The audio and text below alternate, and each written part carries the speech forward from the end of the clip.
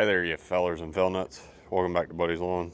Back out here working on the John Deere 2653A. Last video we tore this thing all the way down. Well, my goal for this video is get the engine, hydraulic pump back in, hook all the lines up, put the fuel tank back on it, make sure everything runs before we go into the next step, which is paint, which I've already done some of that. You'll notice that. Then we'll reassemble the body. But first thing we're gonna do right now is get back in time a little bit, and we'll take a look at how I made the mounts for this engine cradle, and then I'll bring you guys in here, tighten these bolts up on the engine cradle. Hopefully we'll set the motor today too. So, all right, so I'm going to start addressing the mounting, I guess, vibration isolators. This is the old one. This is what it looked like. This part drops down in here. The new ones that I got, like I said, I wasn't ordering the ones directly from John Deere because they were $70 a piece. I got just rubber isolators from Amazon. So it's going to take 3 of these to get the same height. The other problem is it's not the same circumference or diameter, so I'm worried about it falling through. This hole saw is about the same size as this. So my idea is drill down through the hole, use the little nugget that comes out, we'll put it in here, weld that up, and then we've also got a centering hole that we can bore out to 1/2 inch and get those where they need to go. So I need 3 of these, and I'm gonna start cutting them.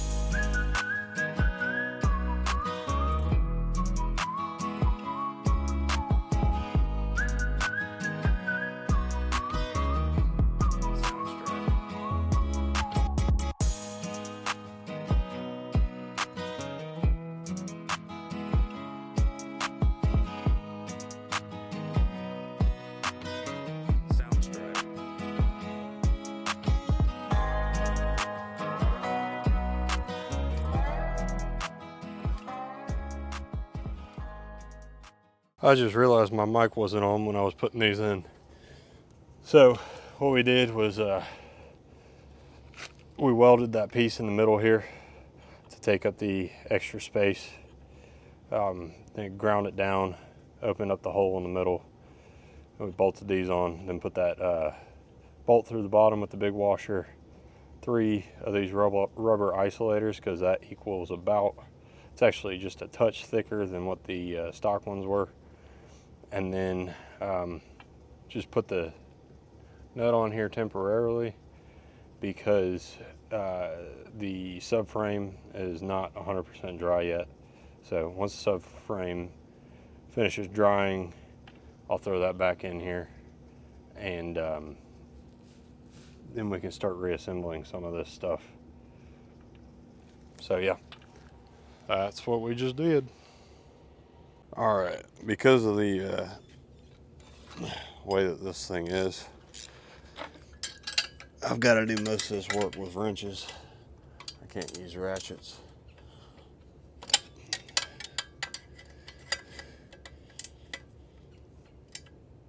Because of the angles and stuff, so.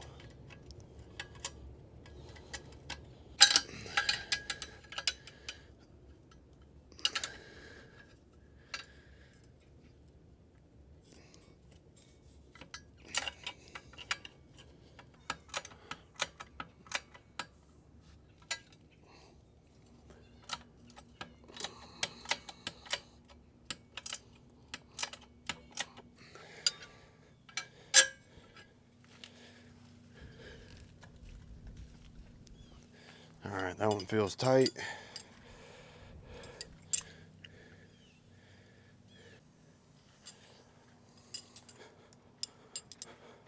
Bolt number 2.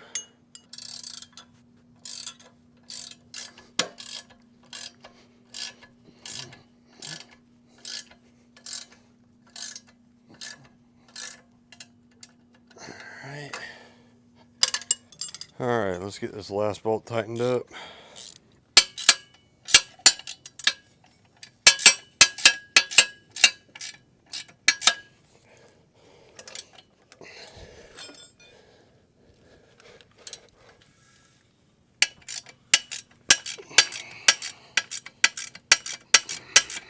Alrighty, all those are in. So let me just show you guys the difference. I'm gonna move you guys up on the tripod. I'll show you the difference real quick. So if you watched the last episode, when I grab and pull on this thing, the whole subframe here was rocking back and forth. So I'm gonna do the same thing and see what happens. That thing is rock solid now. Zero movement that I can feel at all. I don't know, let me know if you guys see anything. That thing feels rock solid to me. So the next thing to do would be grab the engine and start dropping it down in here.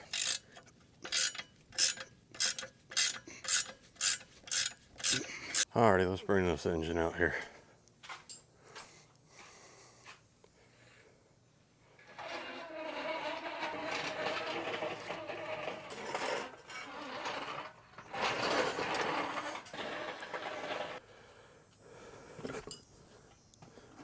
Whoa! So off camera, pressure wash this thing down a little bit, get most of the grease off of it. It's far from perfect, but it's cleaner than it was, and that was really the goal. I'm gonna start slowly letting it down.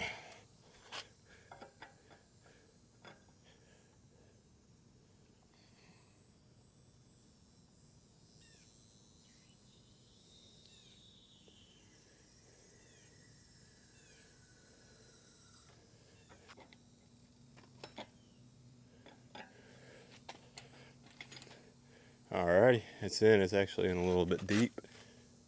So I'm gonna crank it up, and I'm gonna try and get one bolt in here, one bolt in here, and then same thing around back. Once I've got that, I'll feel comfortable removing this jack stand.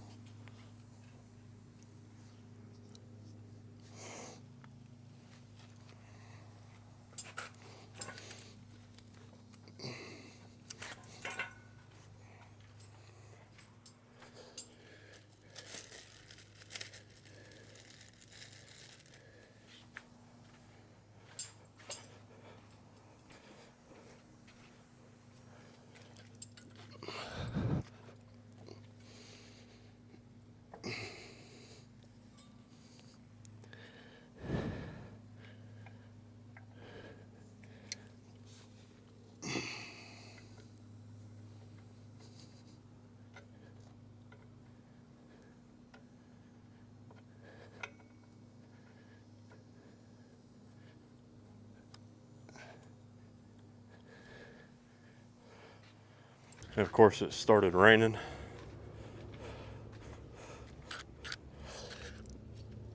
Because that's what it does when I work outside.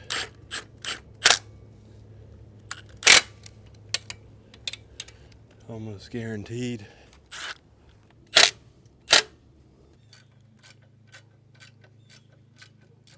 So let me get these other, I guess we got 12 bolts remaining. And then we'll get them tightened down and we'll move on to the next step. Alrighty, so I've started the wiring. Got my water temperature sensor hooked back up, as well as my alternator and one of these wires on the starter solenoid. I'm gonna get the other wire on the starter solenoid.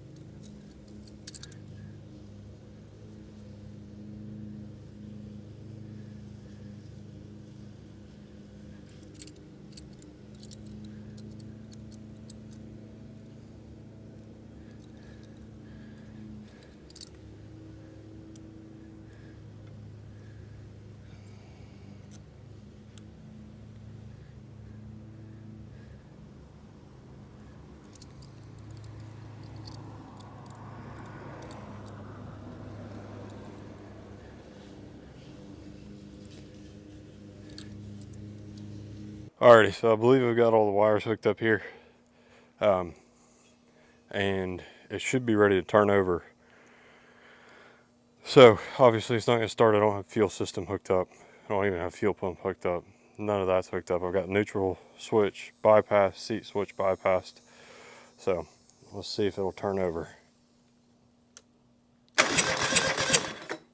There we go. That's what we want to see. That means we've got wiring hooked up correctly here. I guess the next thing to do will be throw the exhaust on, intake, and then fuel tank maybe. So let me get to work on that.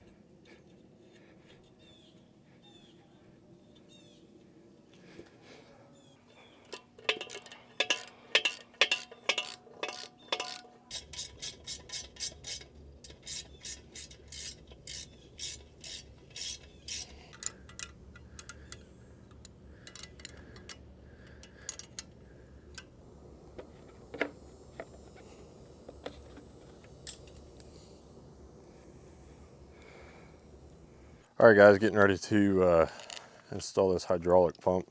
I did figure out that my neutral safety switch actually works. It just was, there was so much slop in there, I guess, that it wasn't doing what it was supposed to be doing. So this is the, I don't know what you would call this thing, directional lever thinger majigger. This is what the spring attaches to and what the neutral safety switch is on. And it gets moved based on your foot inputs from the throttle. So I'm going to get this kind of loosely on here before I put the pump in, and then we'll put the pump in and tighten everything up. And I'm not tightening this all the way down yet because I got to get the pump in here. So I'm just going to leave that kind of loose on there and grab the pump.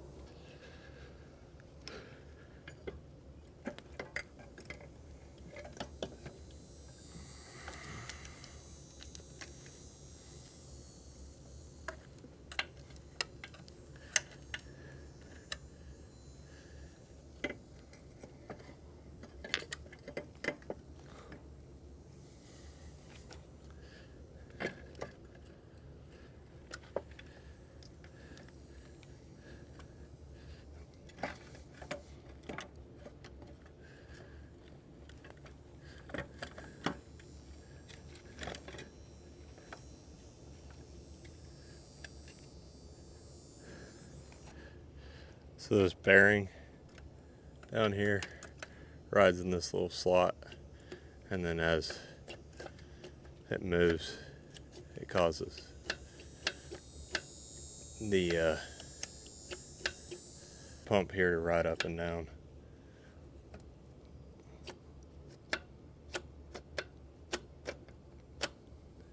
And that's what causes the spring to be pulled. The spring goes from right here down to there, and that helps return the mower to neutral. I also got all new mounting hardware for the pump. Damn it, Bobby. So I picked up, this is a neutral return arm. I picked up a new arm, and I've already got it swapped over onto this thing. The reason I picked up the new arm, this is the old one. You see how these are wallered out? So there's supposed to be a seal that rides in these grooves.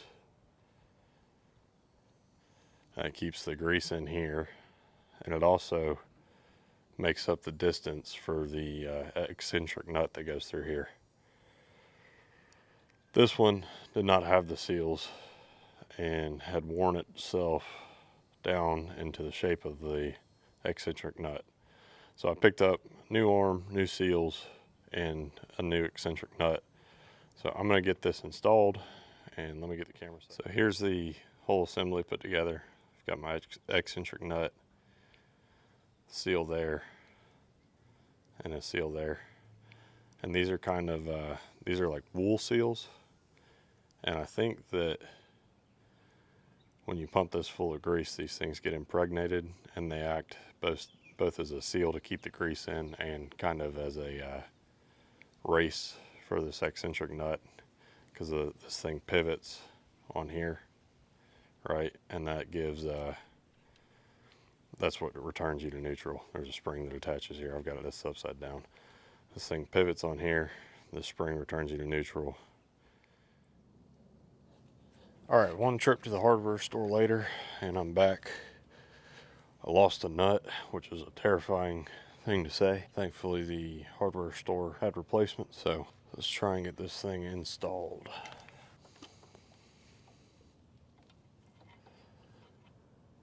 So I hope that maybe y'all can kind of tell how this operates a little bit better now. This arm right here is what this bearing will ride in, and there's a groove right at the top of it. So this spring connecting from here down to this arm is pulling up and always trying to shift this thing back into the neutral position.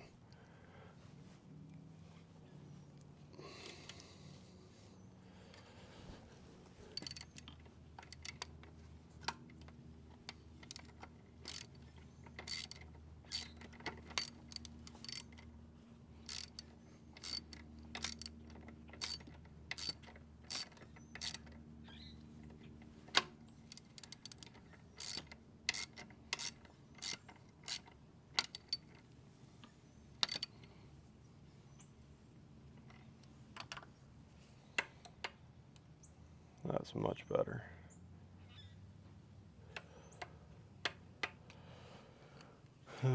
Next thing is get this spring on. Actually, I'm gonna wait just a minute on that spring. I'll get these hydraulic lines put back on. So I'll start on that.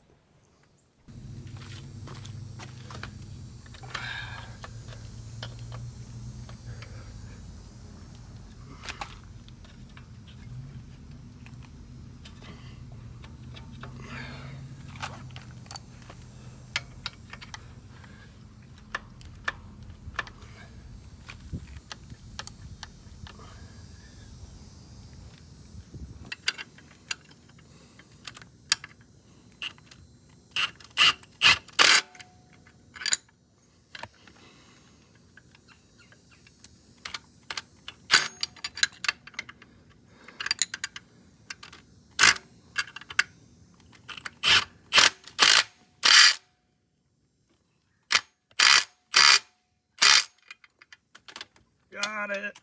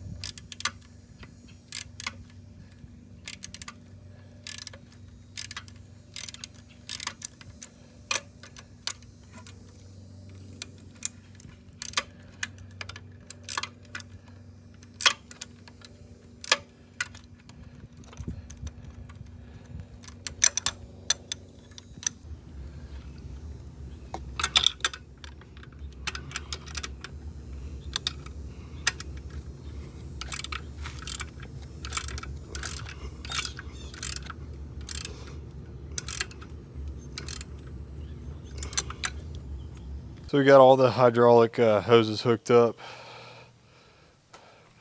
The next thing on our list of stuff to do is going to be install these pedals.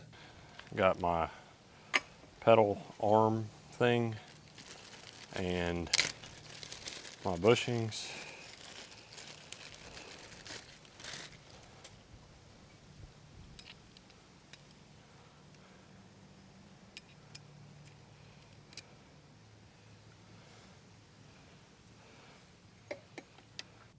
Drop my nut.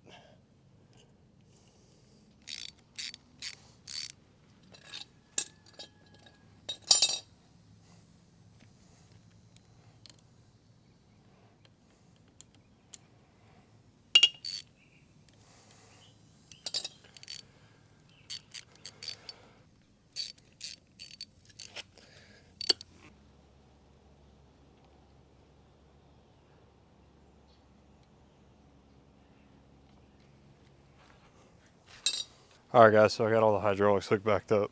I'm going to dump some hydraulic in here now, some hydraulic oil in here now. Make sure we don't have any leaks, and then fill it up the rest of the way and bleed the air out.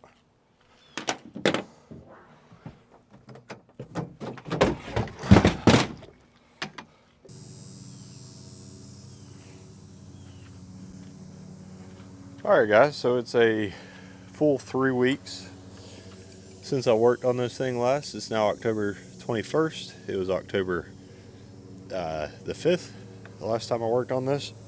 We had Hurricane Milton come through, so we went up to Georgia to escape that, and then when we got home, been doing a bunch of hurricane cleanup. So I apologize that this video is behind, but you gotta do what you gotta do. So finally 3 weeks later, we're back working on this thing. I'm gonna finish filling this thing up with hydraulic oil, and that's going to conclude this video. Next video, we'll get this thing back up and running, but I just don't have time to do that right now. So we're gonna finish filling it up with hydraulic fluid, make sure we get all the air out of the pump, and move on to the next thing.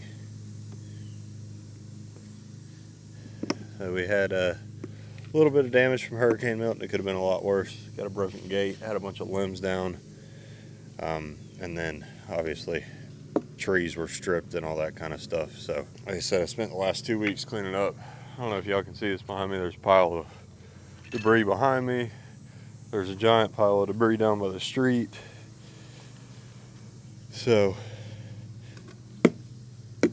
it's been slow going on projects like this that aren't critical. Next step is dump this hydraulic oil in here. I've loosened that fitting up.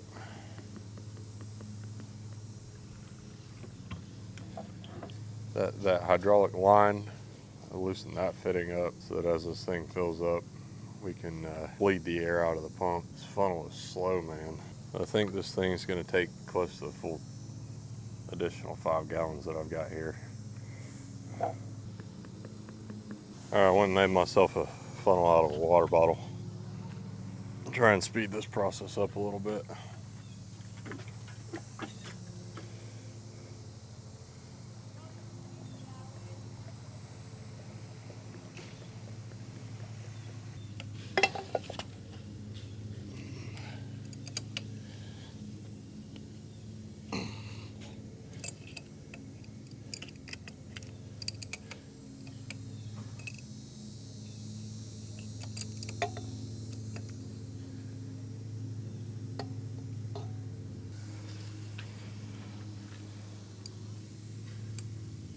It's not wanting to bleed out of here.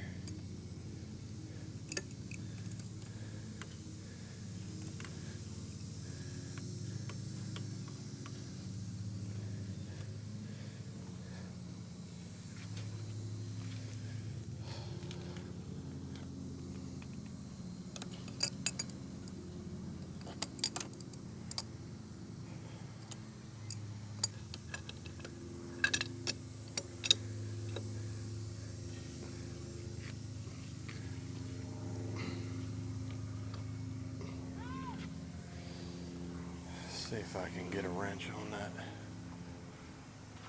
There's a bleed screw tucked down in there. So if I can get a wrench on that, then that really is the proper way to bleed this thing. The problem is the location of it.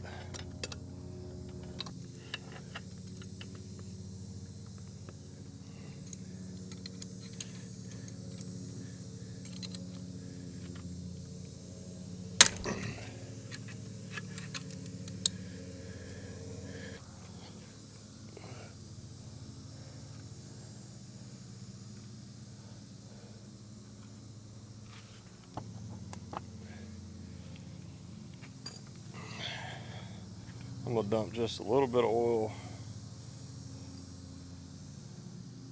directly into the pump.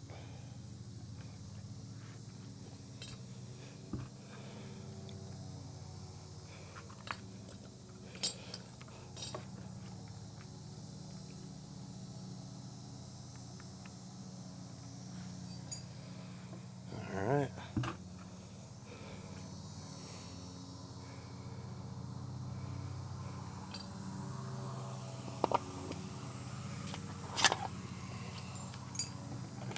Put this guy back on.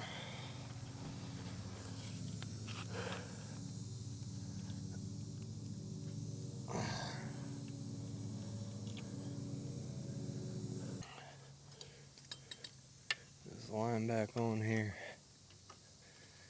Let me get this one back where it goes first.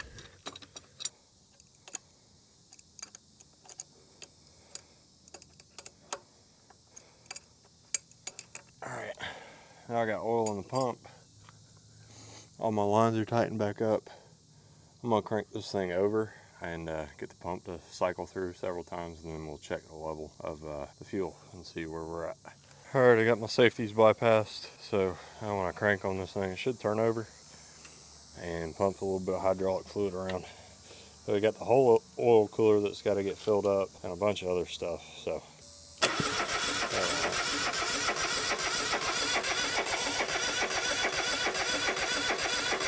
oh, we got a leak.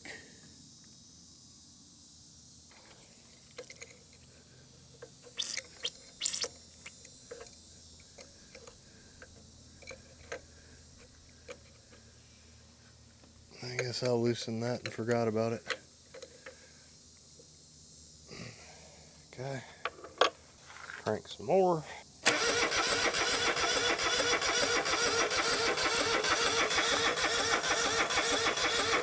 Cool. I don't see any other leaks anywhere, which is good. So I'm going to top this thing back off.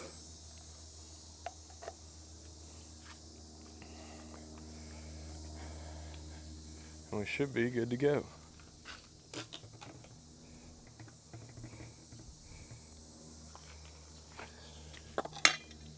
Have to get some sweeping compound for that.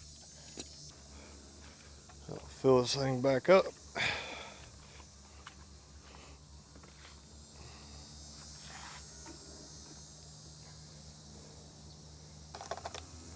Call that good. I'm gonna throw this battery on the battery tender, and that'll be that.